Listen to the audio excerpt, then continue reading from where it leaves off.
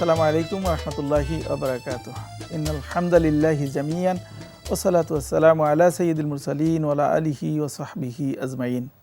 দেশে এবং দেশের বাইরে পৃথিবীর যে প্রান্ত থেকে আমাদের আজকের অনুষ্ঠান জ্ঞান বিজ্ঞান এবং মুসলিম ঐতিহ্য দেখছেন তাদের সবাইকে স্বাগত জানাচ্ছি। আমাদের এই অনুষ্ঠানের মাধ্যমে মুসলিম মনীষীদের জীবন, দর্শন, কর্ম এবং অবদানকে তুলে ধরার চেষ্টা করি এবং তা থেকে আমাদের জন্য কী শিক্ষা বা আমরা কিভাবে সেই ধরনের মুসলিম মনীষী এ যুগে পাবো তার কিছু দিক নির্দেশনা তুলে আনার চেষ্টা করি। সেই ধারাবাহিকতায় আজকে আমরা যে মুসলিম মনীষী নিয়ে আলোচনা করব, তিনি হাদিস শাস্ত্রে অত্যন্ত সুপরিচিত মুখ এবং সবাই তাকে মোটামুটি চিনেন। তিনি হলেন ইমাম ইবনে মাজাহ।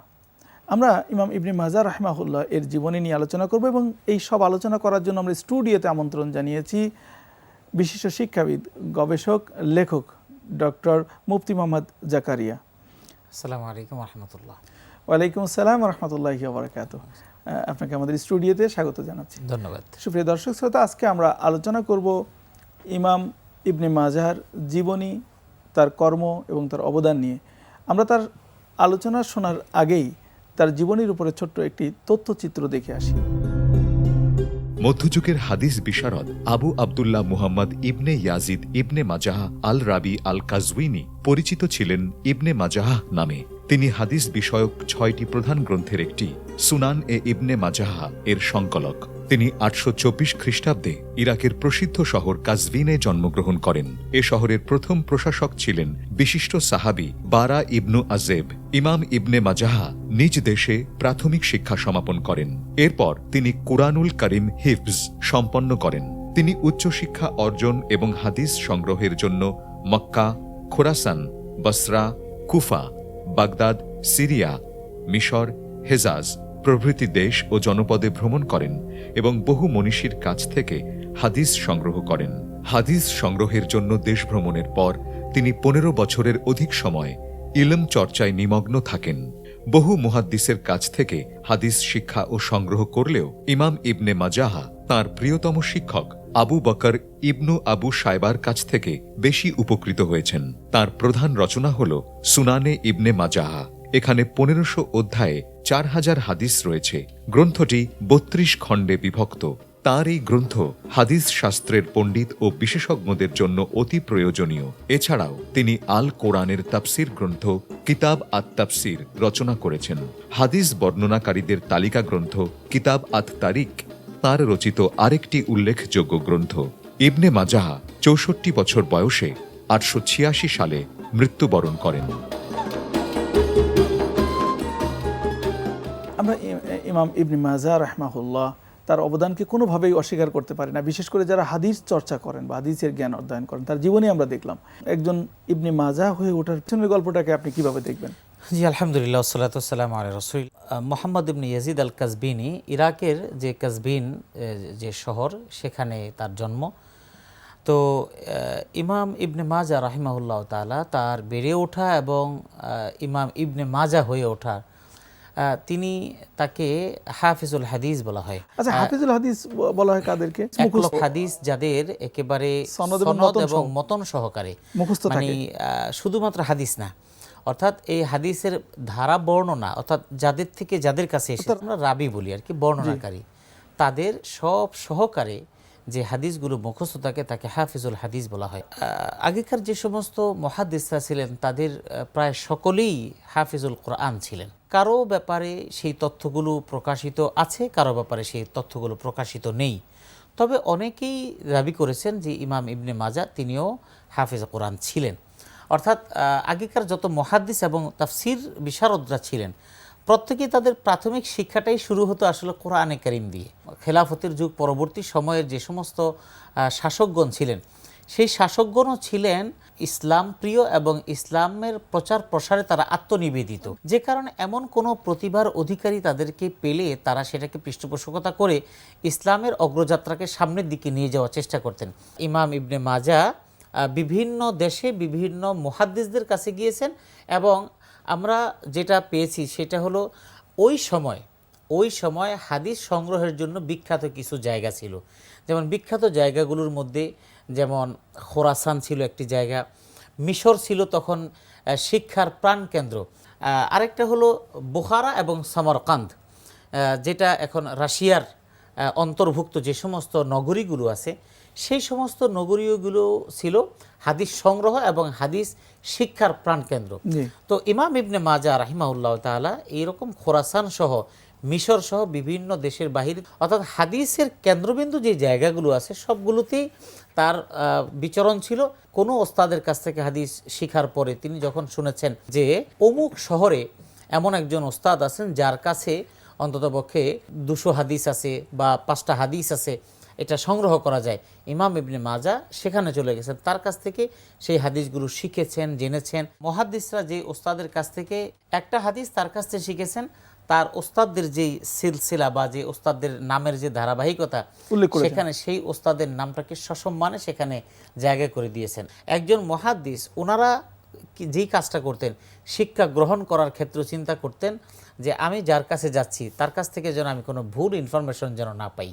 এটা কিন্তু মুহাদ্দিসদের যুগ পরবর্তী যুগে এসেও কোনো ওস্তাদের কাছে যাওয়ার আগে তার ব্যাপারে খোঁজখবর নিয়েছেন, গিয়েছেন, যাওয়ার পরে দেখেছেন তার আমলিয়াতের মধ্যে একটা সুন্নতের আমলের বরখেলাফ আছে, একটা মুস্তাহাব আমলের তার ত্রুটি আছে, তিনি দেখেছেন, দেখার পরে কোনো মন্তব্য করেন না, তিনি চলে আসছেন। সবচেয়ে বড় বিষয়, তিনি চলে আসার পরে ওই যার কাছে তিনি গিয়েছিলেন জ্ঞান আহরণ করতে, তার কোনো ত্রুটি চোখে পড়েছে এই কথাটাও তিনি জীবনে কোনোদিন কারো কাছে প্রকাশ করেননি।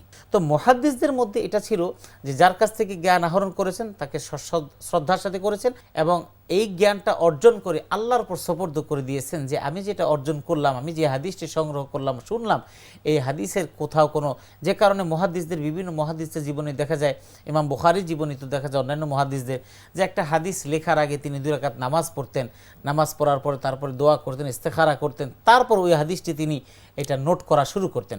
এই যে মনীষীদের নিয়ে আমরা আলোচনা করছি, তাদের জ্ঞান শিক্ষা করার উদ্দেশ্যটা কিছু, এটা কিন্তু খুবই গুরুত্বপূর্ণ। কন্ট্রিবিউশনটা আছে, এটা সমাজ কিভাবে উপকৃত হয় তাদের দ্বারা। তাদের প্রথম টার্গেটটা ছিল এবং তাদের উদ্দেশ্যটা ছিল এটা যে আমি যা অর্জন করলাম সেটা আমি সমাজের মানুষের কাছে পৌঁছে দিব। ইমাম ইবনে মাজা রাহিমাহুল্লাহ তাআলা তিনি তার ওস্তাদদের কাছে যে হাদিসগুলো তিনি শুনেছেন এবং সেগুলি যাচাই বাছাই করে শুদ্ধতা পেয়েছেন, সেগুলো আবার ওনার যারা শাগরিদ বা শিষ্য ছিল উনি আবার তাদের কাছে এগুলি প্রচার করেছেন। এরপরে সবাই যার যার এলাকায় চলে গেছে, যার যার এলাকায় চলে গিয়ে এই হাদিসগুলো আবার ওই এলাকার মানুষদের কাছে প্রচার করে দিয়েছে। সুনান ইবনে মাজার ভিতরে এমন কি আছে যেটা হাদিস শাস্ত্রবিদদের কাছে এতটা গ্রহণযোগ্য হয়ে উঠেছে? যে সুনান ইবনে মাজার মধ্যে যেটা আছে সেটা হলো মানুষের দৈনন্দিন জীবনের সাথে যা যা সম্পৃক্ত সেগুলো এখানে খুব বিশদভাবে আলোচনা করা হয়েছে। আপনি সুনান ইবনে মাজায় গেলে দেখা যাবে এমন কিছু হাদিস পেয়ে গেছেন যে হাদিসটা আপনার জীবনের সাথে ওতপ্রোতভাবে জড়িত। যেমন ইবনে মাজার একটা বর্ণনায় পাই আমরা যে রাসূলুল্লাহ সাল্লাল্লাহু আলাইহি ওয়াসাল্লাম শেষ জামানার ব্যাপারে আশঙ্কা প্রকাশ করেছেন যে একটা সময় আসবে মানুষ মদ খাবে, মদ পান করবে। তো মদ পান করবে কিভাবে? এই মদের নামগুলোকে তারা নতুন নতুন নাম দিবে। এটা ইবনে মাজাতে বর্ণনা করা হয়েছে। এমন অনেক হাদিস আছে যেগুলো ইবনে মাজাতে বর্ণনা করা হয়েছে, অন্যান্য সুনানে আবার অন্যান্য হাদিসগুলো বর্ণনা করা হয়েছে। এই জন্য প্রত্যেকটা সুনানের কিতাবগুলো তার নিজস্ব স্বকীয়তায় এটা পাঠক মহলে সমাদৃত হয়েছে। ওনারা আসলে এই হাদিসগুলোকে সন্নিবেশিত করেছেন সমাজের বৃহত্তর চিন্তা করেই। কারণ এই হাদিসগুলো মানুষের কাছে যদি পৌঁছে যেত, আমরা যদি পৌঁছাতে পারতাম, তাহলে কিন্তু মানুষ সচেতন হতো। রাসূলুল্লাহ সাল্লাল্লাহু আলাইহি ওয়াসাল্লামের হাদিসগুলো এইগুলোর ব্যাপারে কিতাবুল আতঈমা ওয়াল আশরিবা এই অধ্যায় দিয়ে, অর্থাৎ খাদ্য দ্রব্য পানীয় এই সমস্ত বিষয়গুলো, আবার কোথাও কোথাও হালাল এবং হারাম। আমরা সিয়াসা নিয়ে আলোচনা করি তখন ইবনে মাজাহকে নিয়ে আসি, কিন্তু যখন হাদিস বর্ণনা করার ক্ষেত্রে যদি আমরা বলি যে হাদিসটি ইবনে মাজাহতে বর্ণনা করা হয়েছে, তখন এটাকে কেন যেন একটু হালকা মনে হয়। আমরা আজকে আলোচনা করছিলাম বিশিষ্ট হাদিস বিশারদ এবং ইমাম ইবনে মাজা রাহিমাহুল্লাহ তাকে নিয়ে। আলোচনা করছেন আমাদের সাথে স্টুডিওতে আছেন ডক্টর মুফতি মোহাম্মদ জাকারিয়া। আমরা আসলে আলোচনা করছিলাম যে এই যে ইবনে মাজা তার যে মানে কিতাবটি, যেটাকে হাদিস গ্রন্থ যেটাকে আমরা বলি সুনানে ইবনে মাজা, আমরা যখন হাদিস বর্ণনা করি তার হাদিস থেকে আমাদের কাছে একটা প্রচলিত যে পন্থা বা ধারা বা চিন্তা, যে এটাকে একটু হালকা মনে হয়। আসলে এরকম করার কোনো সুযোগ আছে কিনা এই হাদিসের অবস্থান থেকে আপনি যদি একটু বর্ণনা করেন। আসলে এটা আমাদের দুর্বলতা বলি অথবা অজ্ঞতা বলি, যেটাই বলি, সেটা হলো যে আজকে আমরা এই টেকনোলজির যুগে এসে হয়তো কিছু হাদিস সম্পর্কে আমরা জ্ঞাত হয়ে আমরা বলে দিচ্ছি যে এই হাদিসের মান এই, কিন্তু আসলে ইমাম ইবনে মাজাহ রাহিমাহুল্লাহ তাআলা তিনি এই সমস্ত হাদিসগুলো সন্নিবেশিত করেছেন বৃহত্তর মুসলিম উম্মার যা যা প্রয়োজন, এবং তিনি যা পেয়েছেন সেটাই উল্লেখ করেছেন।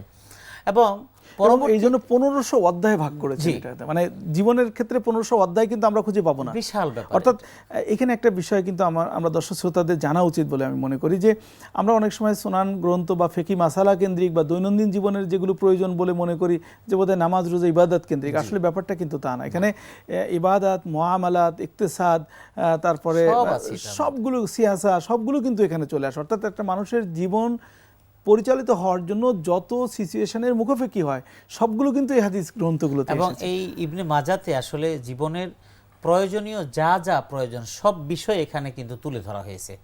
এবং মানে আমার চিকিৎসা বিজ্ঞান কেমন হওয়া উচিত, আমার সামাজিক জীবনটা কেমন হওয়া উচিত, পারিবারিক জীবনটা কেমন হওয়া উচিত, ব্যক্তি জীবনটা আমার কেমন পরিচ্ছন্ন হওয়া উচিত। কিন্তু যখন আমরা হাদিস গ্রন্থের কথা বলি, হাদিসের আলোচনা আসি, তখন কিন্তু এই জিনিসগুলো আমাদের সামনে আসে না, শিক্ষা চিকিৎসা এগুলো আসে না। যাক, এগুলো নিয়ে আসলে আমাদের আরো বিস্তারিত দরকার, আমরা আসবো, আপনার এই বিস্তারিত শুনবো। তার আগে আমরা চলুন একটি মুসলিম ঐতিহ্য দেখে আসি।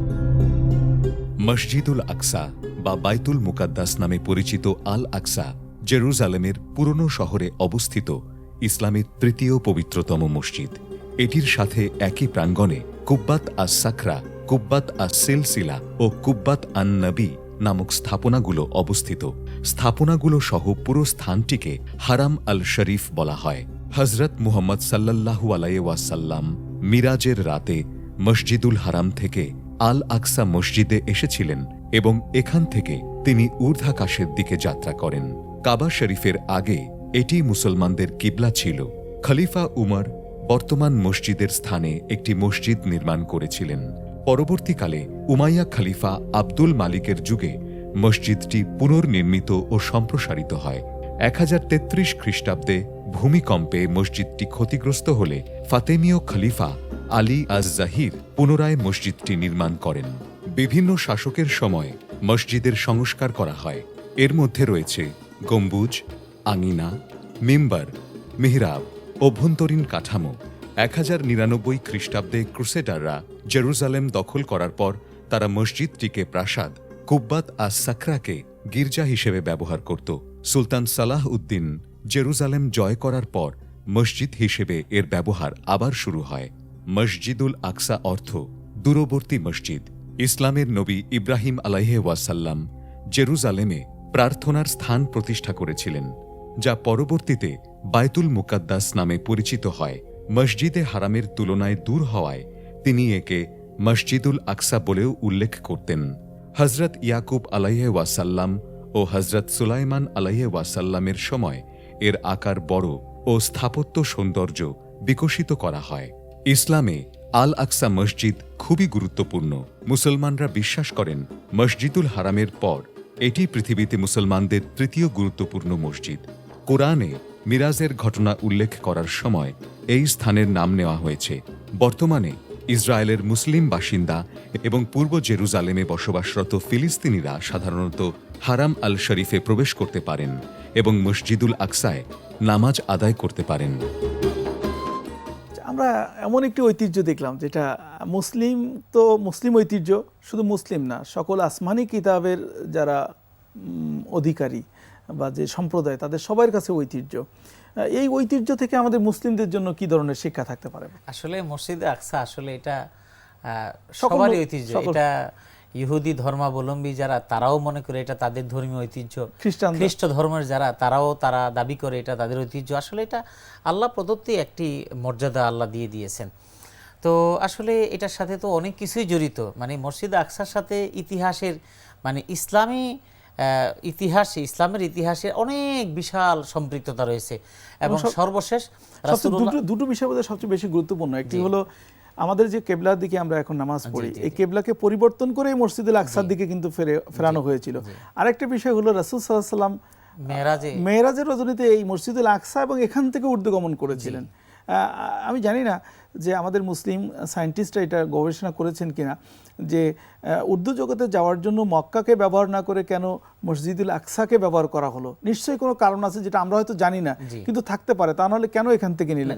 ধর্মীয় একটা কারণ হতেই পারে, কারণ অনেক মুসলিম মানে নবী রাসূলদের এই এলাকাতেই কিন্তু প্রেরণ করা হয়েছিল এবং ওখানে অনেক নবীদের কবরও আছে আশেপাশে বা নিকটতম দূরতম কাছাকাছি, সেখানে মাকবারাগুলো আছে, কবরগুলো আছে সেখানে। তো মসজিদে আকসা এটা তো বিভিন্ন কারণেই ঐতিহ্য সম্পন্ন, যেটা আমরা আলোচনা করলাম যে মুসলমানদের প্রথম কিবলা, এবং পরবর্তীতে আল্লাহ রাসূল সাল্লাল্লাহু আলাইহি ওয়াসাল্লামের আকাঙ্ক্ষা বা আল্লাহর একটা সুপ্ত ইচ্ছা ছিল আগে থেকেই, সেটা পরবর্তীতে আল্লাহ মসজিদে হারামের দিকে ফিরিয়ে দিয়েছেন। এসব কারণে যেহেতু মুসলমানদের প্রথম কিবলা, সেই হিসাবে এটার যেমন গুরুত্ব বহন করে। এরপর দ্বিতীয়ত যে মেরাজে গমনের এটি একটি ট্রানজিট স্থান, সেই হিসাবে এটা একটা গুরুত্ব বহন করে। এবং আমরা যখন এই আলোচনাটা আসে তখন একটা বিষয় কিন্তু দেখেন যে উর্দু জগতে যাওয়ার যে ব্যাপারটা, আজকের আমরা মহাবিশ্ব অভিযান করা, মহাবিশ্বকে জয় করার যে গল্প যেটা আমরা শুনছি, যেটা জানছি, যত কিছু, এর শুরুটা কিন্তু আমাদের ইসলামিক ঐতিহ্যের সাথে সম্পৃক্ত। তো এই বিষয়গুলোর কিন্তু একটা দিক নির্দেশনা এখান থেকে আসতে পারে। রাসূলুল্লাহ সাল্লাল্লাহু আলাইহি ওয়াসাল্লাম এই যে মহাকাশ ভ্রমণ করেছিলেন, এই বিষয়টিকে আপনি আসলে এখানে একটা সুন্দর বিষয় তুলে এনেছেন। এটা একটা বিষয়, সেটা হলো কি, আল্লাহ পাক রব্বুল আলামিন আল্লাহ রাসূলকে দিয়ে মহাকাশ ভ্রমণ করিয়েছেন এবং সেটার সাথে মসজিদে আকসার একটা সম্পৃক্ততা আছে। মহাকাশ ভ্রমণ করার এটার জয়যাত্রা এবং এটার শুরুটা যে আল্লাহ রসুলকে দিয়ে হয়েছে, কারণ যে যুগে যেই নবী আসেন ওই যুগে ওই নবীকে ওই যুগের আঙ্গিকেই এমন মুজিজা দেওয়া হয়, যেই মুজিজাটা ওই যুগের যত জ্ঞান বিজ্ঞান হোক তাকে যেন কখনো টপকে যেতে না পারে। মুসা আলাইহিস সালামের যুগে সেই সময় জাদুকরের প্রভাব ছিল, সেই সময় ওটা ছিল। এখন আজকের আধুনিক যুগে দেখেন মানুষ চাঁদে গিয়েছে, মঙ্গলে যাচ্ছে, এবং মঙ্গলে শুধু যাচ্ছেই না, বরং মঙ্গলে বসতি স্থাপনের চিন্তা করছে। তো আজকে যখন মানুষ চাঁদে যাচ্ছে, মঙ্গলে যাচ্ছে, এভাবে ওনারা হয়তো এক সময় বলে ফেলতো যে আমরা আমাদের বিজ্ঞান এতটাই উৎকর্ষ সাধন করেছি যে আমরা চাঁদ এবং মঙ্গল পর্যন্ত গিয়েছি। আল্লাহ পাক রব্বুল আলামিন বিজ্ঞানীদের এই কথাটা যেন কখনোই আল্লাহর জ্ঞানের চাইতে ঊর্ধ্বে হয়ে না যায়, নবী রাসূলদের ক্ষমতার চাইতে বেশি না হয়ে যায়, এই জন্য আল্লাহ পাক ঊর্ধ্ব আকাশে নিয়ে গেলেন, অর্থাৎ যেখানে 7 আসমান ভেদ করে নিয়ে গেলেন সেখানে প্রথম আকাশ পর্যন্তই কিন্তু মানুষ এখন যেতে পারে না। এটাই একটা আল্লাহ পাকের অন্যতম একটা, এটা একটা কারণ। আরেকটা আমরা অনুষ্ঠানের মাধ্যমে দৃষ্টি আকর্ষণ করতে চাই, যারা যে রাসূল সাল্লাল্লাহু আলাইহি ওয়াসাল্লামকে ঊর্ধ্ব আকাশে নিয়ে যাওয়ার জন্য যে বাইতুল মাকদাস আমরা বলি, মসজিদুল আকসা, এখান থেকে নিয়ে যাওয়া হলো, আবার ফিরিয়ে দেওয়া হলো আবার এখানে, কিন্তু সরাসরি মক্কা বা মদিনাতে নিয়ে যাওয়া হয় না। নিশ্চয়ই এর ভিতরে কোনো সায়েন্টিফিক কারণ আছে, সেটা গবেষণার বিষয়। আরেকটা বিষয় হলো যে এই যে তথ্যটা নিয়ে আমরা আলোচনা করছি, এগুলো আমরা কোথা থেকে পেলাম? এই তথ্যগুলো এগুলি কিন্তু হাদিসের মধ্যে মুহাদ্দিসরা দেখেন, এই যে তথ্যগুলো কোরআনে কারিমের মধ্যে শুধু ইঙ্গিত দেওয়া। কোরআন যদি বিশাল ব্যাখ্যা গ্রন্থ হতো তাহলে কিন্তু কোরআন এত পঠিত হতে পারতো না। তাহলে হাদিসেরই আমরা 6-7 খণ্ড পাই, যেগুলো ক্যারি করা সম্ভব না। কোরআন যদি এত সব ব্যাখ্যা থাকতো তাইলে তো ট্রাক নিয়ে ঘোরা লাগতো। তো আল্লাহ পাক রব্বুল আলামিন সেখানে শুধু ইঙ্গিত দিয়েছেন। এই ইঙ্গিতের ব্যাখ্যাগুলো হাদিস শাস্ত্রবিদগণ হাদিসগুলো সংগ্রহ করেছেন এবং সেগুলো রাসূলুল্লাহ সাল্লাল্লাহু আলাইহি ওয়াসাল্লাম বর্ণনা করেছেন। সেগুলো আল্লাহ রাসূলের কাছ থেকে সাহাবীরা পরম্পরায় শুনতে মুহাদ্দিসরা সংগ্রহ করেছেন। আমরা যেটা পাচ্ছি যে গ্রন্থ আকারে যে হাদিসগুলো পাই, এই হাদিসগুলো সংকলন করেছেন আমাদের এই ইমামরা। তার মধ্যে একজন এই মুহাদ্দিসরা, এই ইমামরা, তার মধ্যে ইমাম ইবনে মাজাহ হলো অন্যতম। সুতরাং তাদের অবদানটাকে যদি আমরা মূল্যায়ন করতে চাই, এই বিষয়টিকে কিন্তু আমাদের ভেবে দেখা দরকার। অবশ্যই আসলে ইমাম ইবনে মাজাহ সহ মুহাদ্দিসরা যে অবদান রেখে গেছেন, মাঝে মাঝে চিন্তা করলে অবাক হয়ে যায় যে ওনারা যদি এই কষ্টটা না করে যেতেন তাহলে রাসূলের এই লক্ষ লক্ষ হাদিসের সম্ভার আমরা কোত্থেকে জানতাম? আমাদের দিন পালন কি করে সম্ভব হতো? আমরা টেকনোলজি ব্যবহার করলেও ওই স্ক্রিপ্ট না থাকলে আমরা কিচ্ছু পেতাম না। আমরা তো টেকনোলজিতে পাচ্ছি, তাদের স্ক্রিপ্ট আছে বিধায় আমরা পাচ্ছি, সেটা না থাকলে তো আমরা এখন টেকনোলজিতে পেতাম না। সুতরাং এই অবদানকে আমরা অস্বীকার করা যাবে না। এই সব অবদানের কারণেই আজকে তারা আমাদের কাছে স্মরণীয় হয়ে আছে, স্বর্ণাক্ষরে তাদের নাম ইতিহাসের পাতায়, হাদিস শাস্ত্রের পাতায় তাদের লেখা থাকবে। আপনি অত্যন্ত গুরুত্বপূর্ণ অনেক তথ্য দিয়েছেন, জাযাকাল্লাহু খাইর। সুপ্রিয় দর্শক শ্রোতা, আমরা অনুষ্ঠানের একেবারে শেষ পর্যায়ে আমরা আজকে আলোচনা করতেছিলাম হাদিস শাস্ত্রের একজন বিশিষ্ট মনীষী, এবং আমরা বলবো যে একটি তারকার ন্যায় তিনি হলেন ইমাম ইবনে মাজাহ। তার অবদান সম্পর্কে আমরা জানলাম, এবং তার থেকে আমাদের শিক্ষা হলো যে আমাদের মাঝেও তাদের রেখে যাওয়া কাজকে ভবিষ্যৎ প্রজন্মের কাছে তুলে দেওয়া ব্যবস্থা করা, এবং তারা যে উপায়ে তুলে ধরেছেন, আমাদের কিন্তু উপায়ের ভিন্নতা চলে এসছে। আমরা যে যুগে বসবাস করি তথ্য প্রযুক্তির যুগ, এই তথ্য প্রযুক্তির মাধ্যমে আমাদের এই হাদিসগুলোকে পৌঁছে দিতে হবে। সেই পৌঁছে দেওয়ার জন্য আমাদের আজকের যুগের ইবনে মাজাহ দরকার। আমরা চাই আমাদের মধ্য থেকে আজকের যুগের ইবনে মাজাহ বেরিয়ে আসুক। সেই প্রত্যাশা নিয়ে আজকে শেষ করছি। আমা তৌফিক ইল্লা বিল্লাহ। আসসালামু আলাইকুম ওয়া রাহমাতুল্লাহি ওয়া বারাকাতুহু।